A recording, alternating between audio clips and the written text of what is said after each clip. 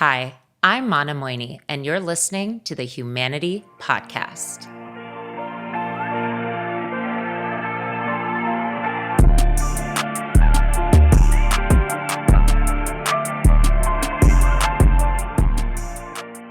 Hi, everyone. Thank you for being here. Today's topic is the power of collaboration. Collaboration is defined as working together to complete a project or a task. Joining me for today's conversation is Melvin Tennant. He's the president and chief executive officer of Meet Minneapolis.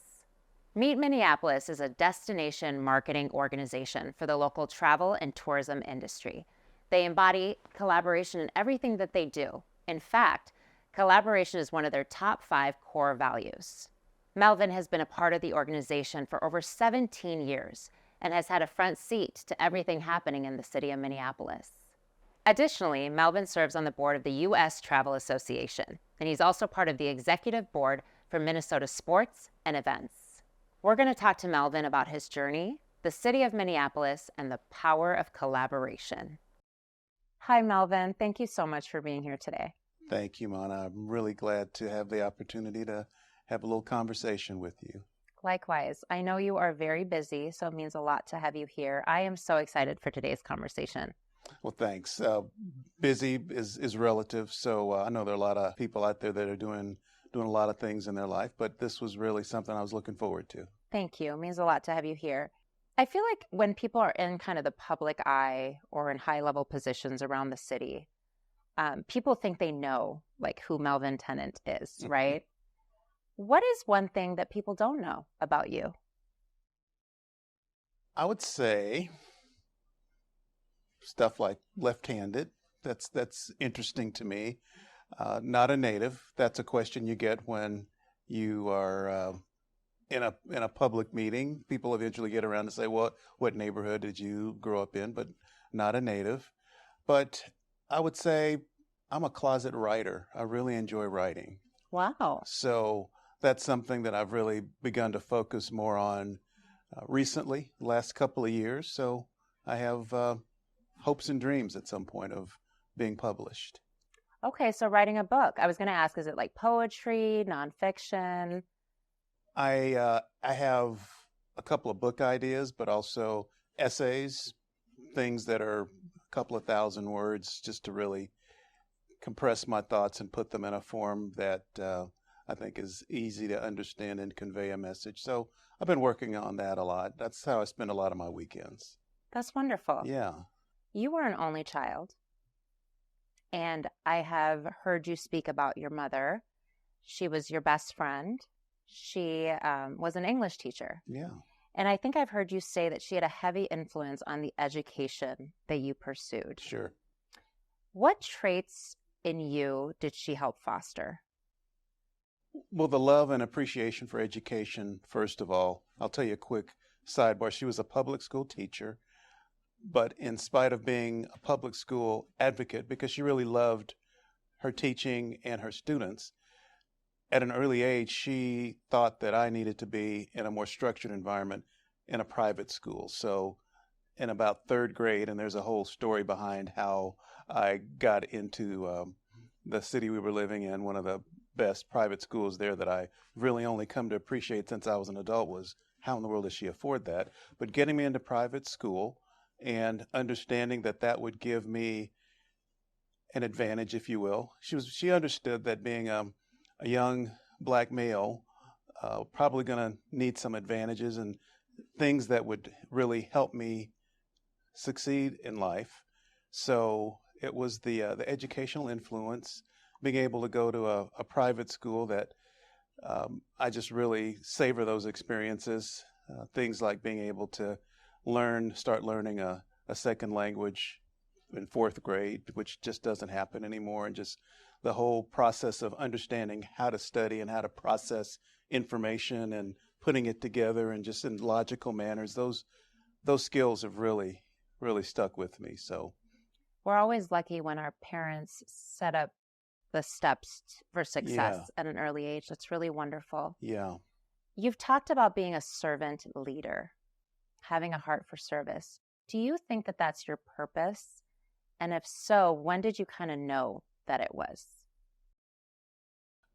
In fact, one of the book ideas that probably is the farthest along is on servant leadership. So I do have some strong ideas on how to practice that. And I won't say that I'm at all a perfect servant leader, but I do really understand the principles and ways that have been successful for me. But as far as being a servant leader, it is a calling.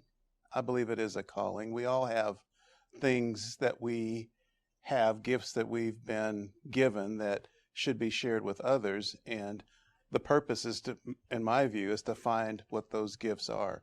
And in putting this book together, looking at different stories of people from different walks of life that have found their servant leadership purpose, that's kind of exciting for me. So I enjoy exploring those stories and maybe even pointing out to people that I know that you are actually a servant leader. You have taken a gift, you've found your way into a situation, and sometimes people don't really understand that they are a servant leader. And it's kind of a term that people now have taken on, but it's been going on for years. But I enjoy pointing out to people that you indeed are a servant leader. Look at what you've done. That's amazing. You have 12 grandchildren who I'm sure benefit from your servant leadership. What kind of community do you want to build for this next generation? I like the idea of making sure that voices are heard, making sure that even the most, I guess, the shyest person or the person that may not feel as though they have the most to offer, those voices are heard. And so I want that type of environment. Clearly, safety is a big thing.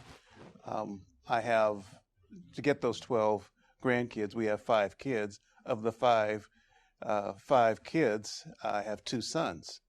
And I certainly worry about them. They're both married with families of their own, so very proud of what they're doing.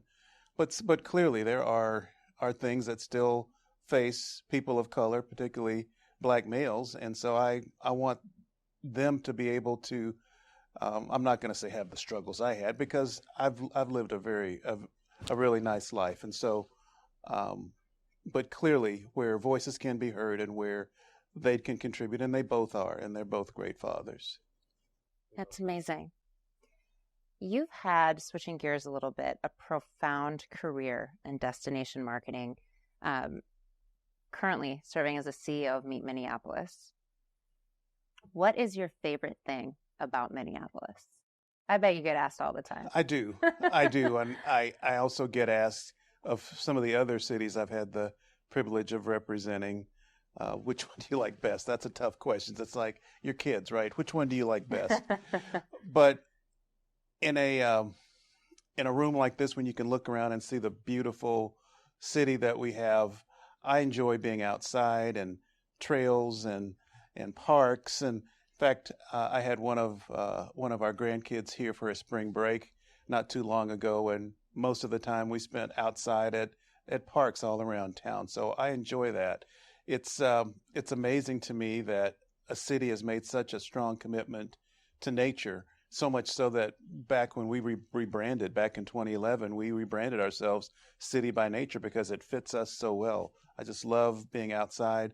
I'm a little disappointed that we're not going to be able to access the Stone Arch Bridge for a little while as they repair it, but it's for a good cause. But I really enjoy the nature aspect of our city, and it is just so vast, and it's an underappreciated resource. The river, the Mississippi River, so many people just don't know that it's right downtown. So one of our really strong objectives is to make access to the river much easier to recognize. I think that's something that I hope we can continue to work on. I'm so glad that you brought up nature, because I think we don't just live in an igloo 365 days a year. So for the folks who don't know, can you tell us a little bit about what Meet Minneapolis is and what you guys do? Surely. From a technical perspective, we're known as a destination marketing organization. So essentially every community in this country, hundreds of them, have an organization that is responsible for creating economic development through tourism promotion for that community. So that's what we do. For us, though, it's beyond just the bricks and mortar of the things that we have. We have to be able to explain what the experience is. We put together all of those assets that we clearly have, whether it's hotels or restaurants or parks or convention centers, and really be able to weave a story together because there's a lot of competition out there. Visitors have a lot of options. And so it's important for us to be able to tell a story that's compelling to make sure that we are able to convince people to come here. Your LinkedIn bio says something that really resonated with me. It says, passionately working with our team to ensure that Minneapolis is a community leading the path forward. What does that mean to you? We write things at different times in our lives that reflect the times. And leading the path forward, I believe I modified that during the summer of 2020 when we were in turmoil in our city after the killing of George Floyd in the midst of a pandemic. But we were part of our responsibility was to make sure that we continue to have and communicate community pride. As tough as it was after the egregious thing that had happened at 38th and Chicago, we still were responsible for the brand and the image of the city, as difficult as it was. In fact, we had a number of people, understandably, that had a hard time continuing to want to represent Minneapolis in the midst of all of that turmoil and what had happened on May 25th in 2020. So leading a path forward, making sure that we were being authentic, yet looking forward and understanding that we would get through this eventually. And we've made a lot of progress. But leading the path forward, understanding that as a destination marketing organization and as individuals who really embrace the aspects of the city that we love so much, we had to remain steadfast to make sure that we knew that there was always going to be a story to tell. It might not be the perfect story of the perfect city. Something terrible had happened here, but authenticity is really what came out of that. And Meet Minneapolis has always been at the forefront of DEI. I know you guys had programs before 2020 when a lot of companies then brought on those types of teams and programs. And in a time where companies are pulling back on DEI or EDIA, Meet Minneapolis is charging ahead. Can you speak a little bit about that? I can. So we understand that we have to look at diversity and inclusion from the standpoint of how it impacts an individual both professionally and personally. So we focused on the professional aspect of it because we know that we have a rapidly changing customer base across this country and around the world. So in order to tell an authentic story, I always say to tell a diverse story, you have to have diverse storytellers. So we focus a lot on the diversity of our staff, the diversity of our board of directors, making sure that the messaging and the photographs that we use in trying to tell that story are really telling the story of the diverse nature of this community. So that was a business mandate long before the escalation of a lot of the DEI initiatives following the killing of George Floyd. But we've doubled down on that. We've hired an individual who is in charge of equity, diversity, inclusion, and access to make sure that we're looking at our customer base. We're looking at all of the things I mentioned, our messaging, ways that we continue to make sure our staff is representative of the community, and that the assets that we have are being shared, like the cultural districts. Most of the cultural districts we have are in very, very ethnically diverse areas, whether it's on 38th Street, whether it's on Lake Street, whether it's on Franklin. So those are great stories for us to be able to tell. In that vein, you've talked a lot about the resilience of Minneapolis. What are you referring to when you say that? A lot of people have counted us out. Unfortunately, we still have people that we encounter that maybe haven't been here for a while who might ask, well, how are things in Minneapolis? And here we are in 2024, just looking at how we have really, we've really come back. So for me, it's just making sure that those that are responsible for telling the story, like on my team or on people in the community, hospitality community at large, feel motivated and feel proud, feel comfortable, have the tools to really go out and continue to tell the story. As I mentioned, it's very competitive anyway amongst other cities that are trying to get visitors to come there. When you have to overcome what people maybe have negative opinions or not sure exactly what's going on, that complicates it. So it's remaining steadfast and giving everybody the tools that they need to be able to proudly tell that story. What story, speaking of stories, Sure. What story is Meet Minneapolis currently telling about the city? We are a richly diverse city that has a wonderful history, maybe that hasn't been fully told, but we're telling some of those narratives that have not necessarily been shared in the past. A perfect example, many of our narratives started with Minneapolis being a mill city, which is true. We were a mill city, but for thousands of years before that, we had indigenous people that were already here. I always get a big kick out of people that say, well, Columbus discovered America. Well, it wasn't lost. Another story for another day, but really telling some of those narratives that have not been adequately shared, like our indigenous heritage, like many other groups of individuals that have come here for various reasons, mainly because of the welcoming attitude of this particular community, but telling authentic stories, making sure that we are able to relate to a number of different people. We have a wide world out there. We have air service all over the world. We just want to make sure that people know that they can come here and maybe find something about them that they can relate to in this community. And they probably can, because we have a very, very diverse community. One thing that you told me that I really loved was you guys trying to be upfront about what's happened, because it's part of the story. It is. But it's not the whole story. And I think speaking about these other stories helps bring that to light.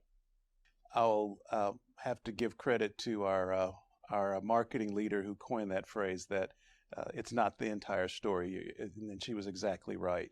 So that authenticity really breeds credibility, because visitors or potential visitors or meeting and event planners, if they look to destination marketing organizations like Meet Minneapolis, they want to be able to trust that what they're reading or what we're telling them is true. And it's a natural tendency to want to put your best foot forward. Look at how beautiful and shiny and perfect things are. Well, that's not at all the case. Visitors truly want to have an authentic experience when they go to a city. They don't mind the grittiness. You look at some of the cities that are some of the most popular cities around. I was in Boston recently. It's got some gritty parts. New York City, Chicago. So it's okay. We're a big city. We've got all sorts of things, and it's not perfect, but we want you to come here and experience it with us.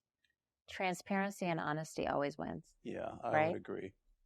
So let's talk a little bit more about Minneapolis. Yeah. How are we doing today? How's Minneapolis doing in terms of tourism? Have we bounced back? Are we at pre-pandemic levels? Like, what are your thoughts? And I don't know if you have any facts and figures, I'm sure you do, to share. A couple of things I'll say. One of our measures of success is hotel occupancy. And so, obviously, 100% occupancy means you're full every single day, which is not possible. But prior to the pandemic, we were consistently at right about 70% hotel occupancy, which in and of itself is amazing, because during the first quarter of the year, in the winter, when there's not a lot of visitations, that means that we make up for it later in the year when weather is a little warmer. So 70% was the benchmark that we had prior to the pandemic. Last year, we ended up just over 50%, which is a tremendous increase from the previous years, 2021, 22 into 23. So we get asked that question a lot, particularly by our hotel community leaders. When are we going to get back to 70%? The big piece that has not come back completely is the business travel. People that are the consultants working for the accounting firms, or from some of our corporations whose vendors and employees are coming from around the country and visiting headquarters.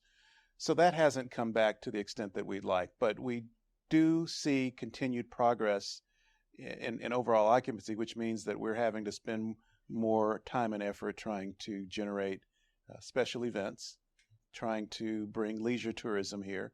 So we will eventually get back to that 70% mark, but it won't be the same market mix. So we do have some work to do, but I'm pretty optimistic about how we're doing right now. I know this isn't exactly part of what Meet Minneapolis does, but how has work from home impacted maybe what you all do or the city? And are you finding that more people are coming back and that's helpful with what you guys are trying to do at Meet Minneapolis? It is helpful, Mana. I've been told by our marketing team to stop referring to 2019 as the benchmark, but it's kind of hard not to. Right. But prior to then, Minneapolis was hugely successful, particularly downtown, because the business was based on what I would call the three-legged stool. We have a very strong residential population downtown. We had a very strong workforce. They tell me over 200,000 people were working downtown before the pandemic. And then, of course, the visitors. So that three-legged stool made us really almost invincible in many ways. So when you took away the workforce significantly, and depending on which statistics you hear, the workforce has maybe come back 50 to 60%, and not every day, maybe an average of 3 days a week.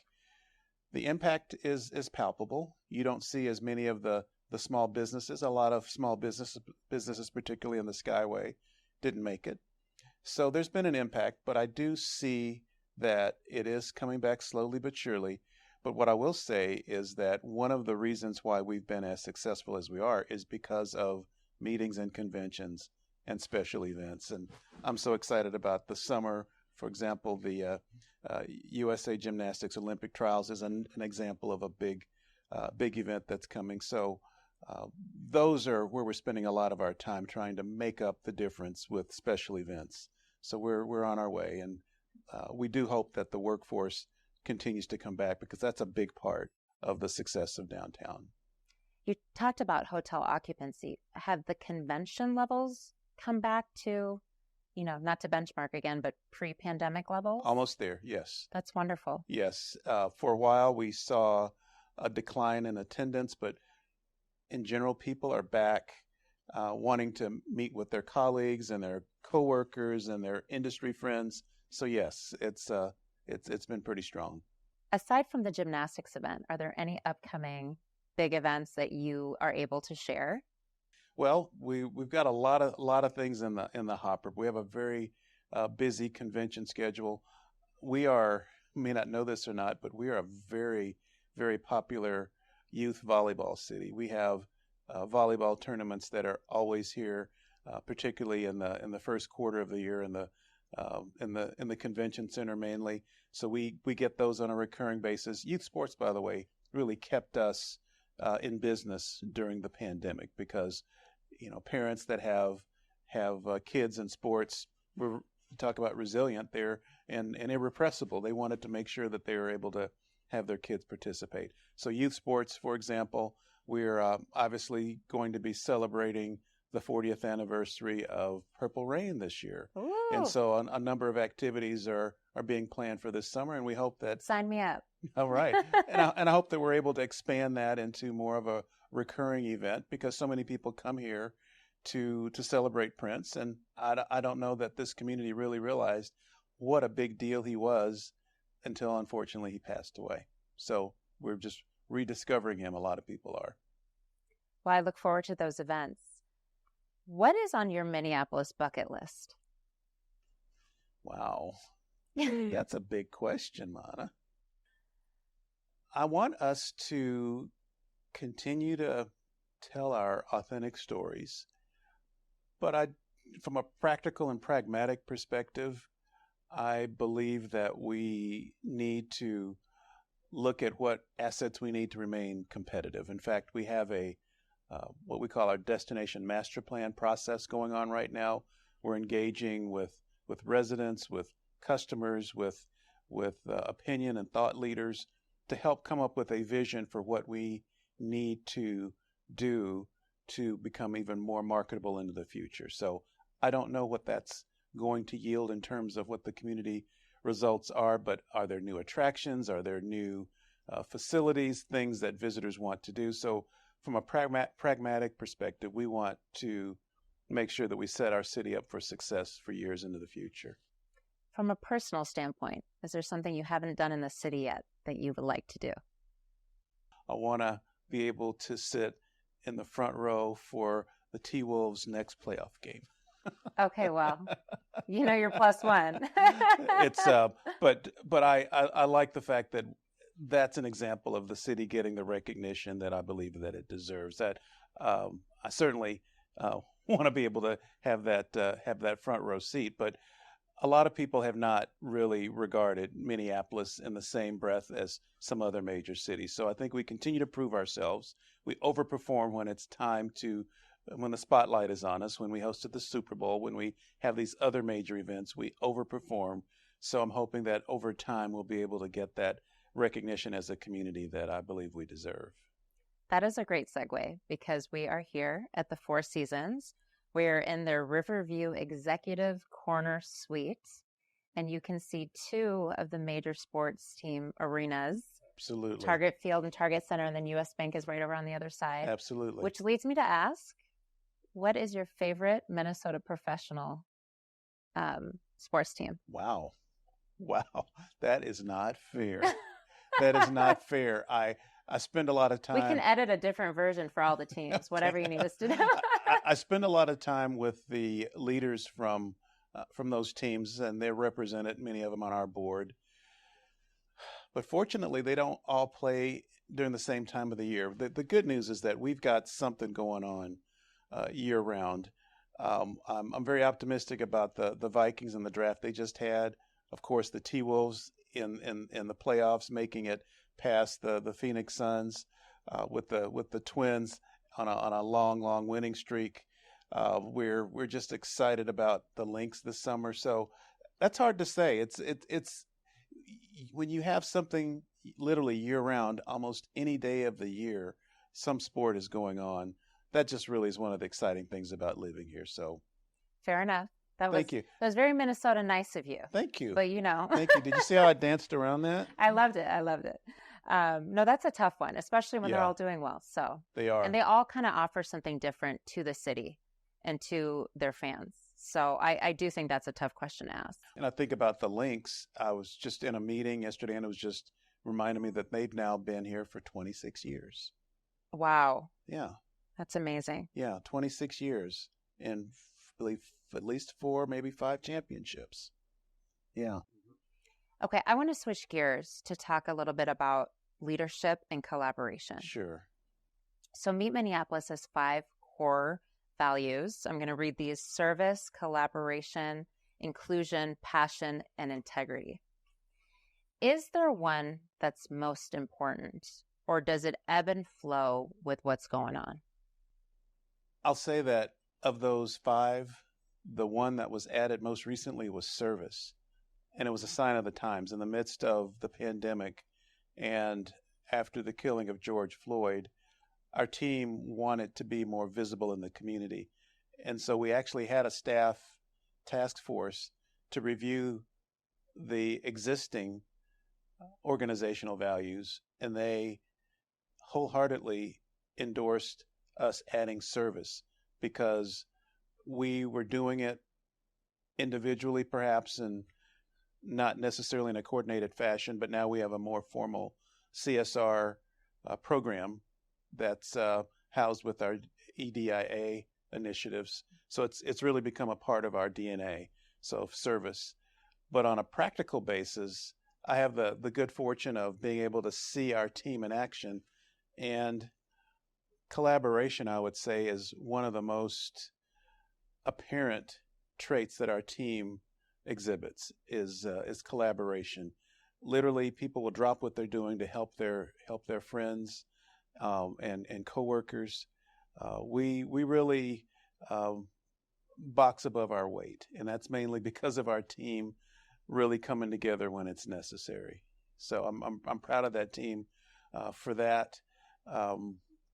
All the values are really important, but the one that really, to me, is collaboration. And so I'm glad that we're, even though we still have a hybrid working environment, many people are in most days of the week, and it's just palpable to see people coming together and really creating wonderful things. I'm excited about that. I love that. And one thing that you and I briefly spoke about before was the fact that as a business model for Meet Yeah. Minneapolis, you're very much dependent on these public and private sectors to collaborate and follow through on what Sure. you're kind of trying to show about the city. Can you speak a little bit about that?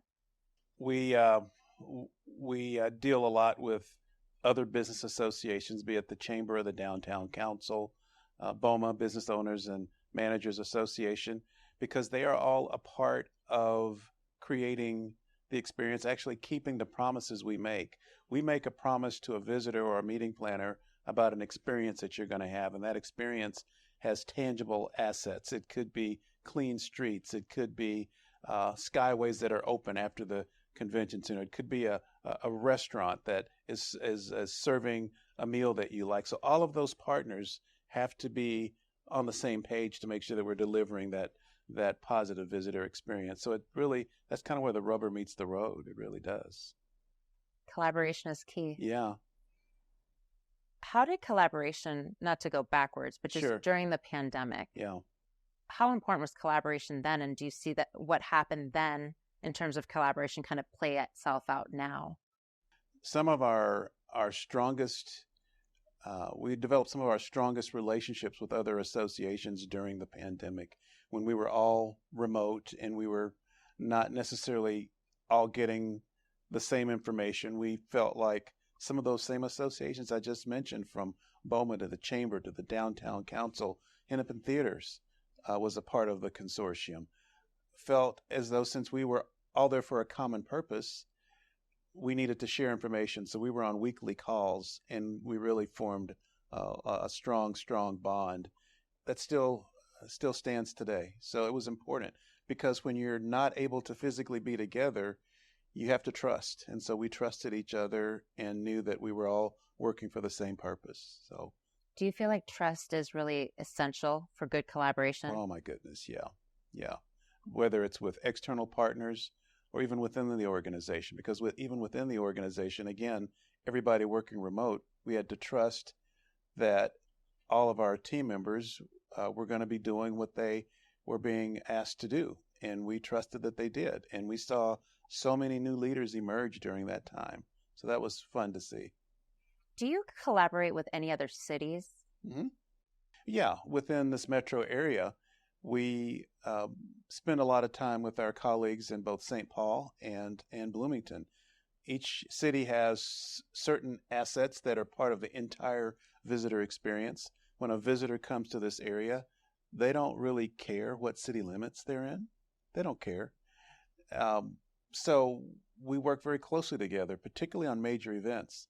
Super Bowl, for example, required hotel rooms that what every single community in the metro area, I think the Super Bowl required something like 30,000 total rooms on the peak night. So we needed to bring together a lot of partners. So there's always collaboration, always. But I'd say mostly on an ongoing basis with Bloomington and with St. Paul. Got it. Yeah. As a great leader yourself, what do you think is the most important quality of a leader? Really listening. It would be, for me, easy to maybe overlook something that I hear or observe from someone. You mentioned earlier, yeah, we're all busy.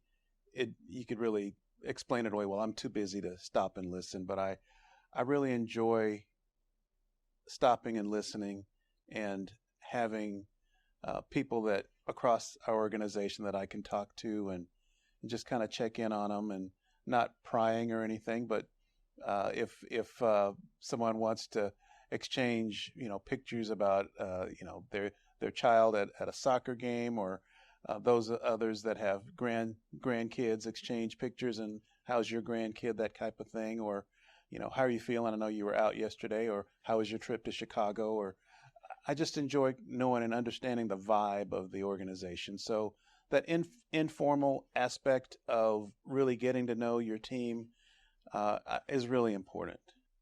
I always say feeling seen and heard is priceless. Yeah. And those little conversations sometimes that may not even have anything to do with work, Yeah, get you there. it's important. Build that trust. I enjoy that. I asked somebody who works for you what they admire about you. Mm-hmm. And they said that you are a selfless leader. What do you think it means to be a selfless leader? I think it relates to servant leadership, because selflessness, and I'm thankful that person said that, would mean that you are a servant leader. That's one of the aspects of servant leadership, putting others' needs above your own, being sacrificial when necessary. It's as they say, it's lonely at the top. I understand that, and I just want to make sure that we're able to provide a good working environment with the tools that people need, and setting an example, if I can, being the one that's out there in front, not afraid to do what needs to be done. So that's just kind of part of it. It has a lot to do with the fact that I started kind of at the bottom rung of the first organization that I worked for, literally as an intern college kid, and just seeing things from the ground up. So I have an appreciation for this business literally from the bottom up. As a leader, I don't know if you've heard this, but a lot of times people are saying that giving feedback is a form of kindness. Mm-hmm. Do you agree with that? I do. You have a formal performance review process, and what you don't want to do is once a year unload on somebody, or vice versa, because we do a number of 360 types of reviews. But yeah, if you see somebody straying and you can do something about it, it's important to say something. If you see something, say something. That's probably a good way to put it. But yes, it's absolutely, because if that person that you can help could be doing something differently that's better, it's going to benefit them and the organization. So it's intertwined. Absolutely. And when I heard that statement, I thought it was so beautiful, because I think sometimes we don't put kindness and feedback in the same sentence. Yeah. Even in our personal lives. You know, giving feedback is showing a form of love. Like, you want this person to be better, do better. So, and what I have learned is giving feedback is important, not say in the heat of a disagreement. So how you give that feedback is really important. Absolutely. How and when, very important. What piece of advice would you tell your younger self? Slow down.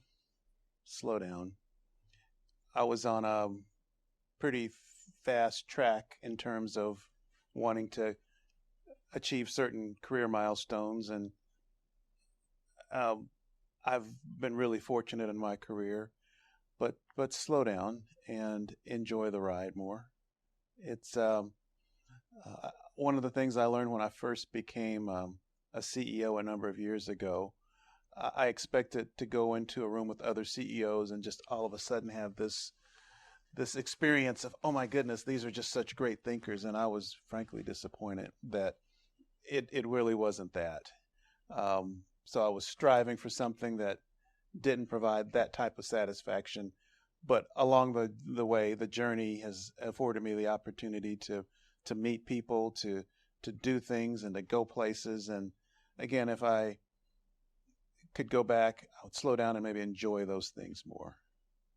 I love that, especially because sometimes when the ball's rolling, it's hard to slow down. It's hard, especially when you got people counting on you, whether it's your family, you got to get out and do this and that to support your family, or your job that is having certain demands and certain benchmarks you have to meet. So yeah, it could be the hamster wheel. Yeah, we've all been on that hamster wheel. Is there anything about Minneapolis that you want to share that we didn't get to cover today? It is such a warm and inviting city. I think you see that from different groups of people that have migrated here, whether it's the growing Ecuadorian population or the Somali population, East African population. Why is it that everybody finds their way here? And it's because it's a welcoming environment. And I don't think it's necessarily everybody has put that whole story together, so that it goes back to being able to tell those authentic stories. Because when we go out and try to say that, well, we have the largest Somali population outside of Somalia, we need to know why. And I think part of knowing why is the fact that we're such a welcoming city. So that's exciting to me to continue to explore. Thank you for sharing that, because I do think we don't really hear that often. So thank you for sharing that. We have been asking all of our guests kind of this one last question, which is there a story of kindness that's happened to yourself or that you've witnessed that has left a lasting impact on you and maybe changed how you live your life? I did think about that a bit, and what came to mind is pre-pandemic. I was walking on a summer weekday to or from somewhere on Nicollet Mall, and of course, unfortunately, you encounter unsheltered folks and needing some assistance. So I remember a man approached me.